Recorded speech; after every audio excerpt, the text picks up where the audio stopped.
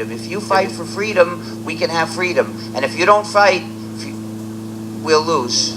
So I started the free software movement in 1983, and in 1984, I started developing the GNU operating system. That's spelled GNU, and its purpose is to be a free operating system. The computer won't work without an operating system. So if there is no free operating system, people are forced to use a proprietary one and lose their freedom.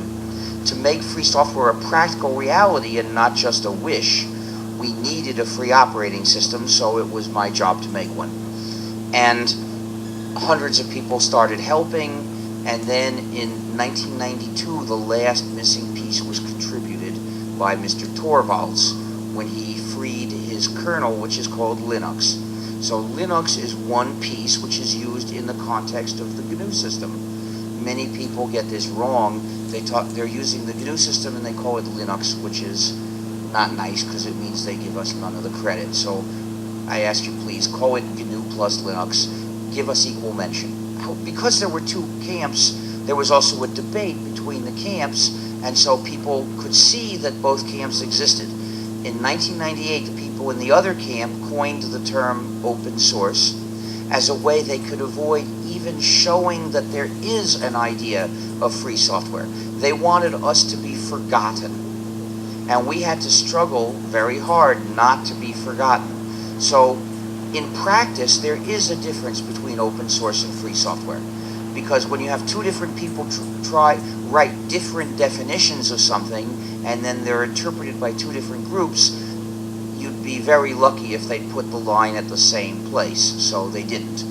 They actually are a bit more lax than we are. They accepted some licenses that we reject, saying they're too restrictive of the users.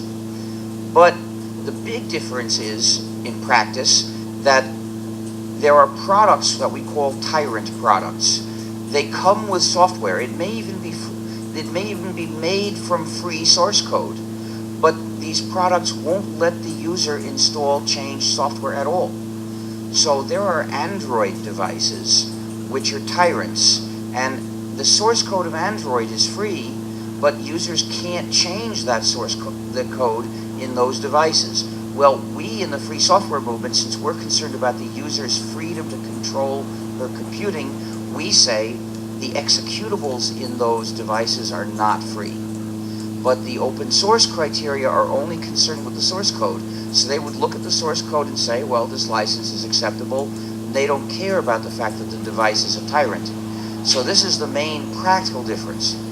But the biggest difference is really at the philosophical level, at the level of values, where for us the values are freedom and community, and for them it's convenience and code quality.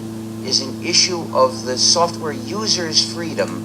That's why it's software livre, it's not software gratis.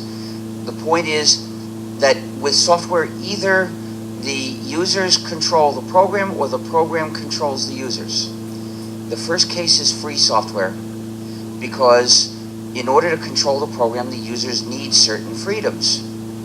The second case is proprietary user subjugating software, because when the users don't have control over the program, that means the program controls the users. But there's always somebody, the developer, who controls the program. And so through the program, he controls the users. This is a system of unjust power. It should not exist. And that's why proprietary software is an injustice. It should not exist at all. And certainly, it's a bad thing when people write proprietary software. What I can say is that the free software movement is a part of a broader issue of freedom. I will not claim that anybody who becomes a free software activist will therefore help in other issues of freedom. I do, because in my case it was love of freedom that came first, and because of that I started working in a place where we had free software, and I loved it because of freedom, and people talked about freedom. And so when that died, then I said, I've got to fight to make a replacement for it. But it's not automatic. However, philosophically, you can see the relationship between freedom in computing and using computers and freedom in other areas of life.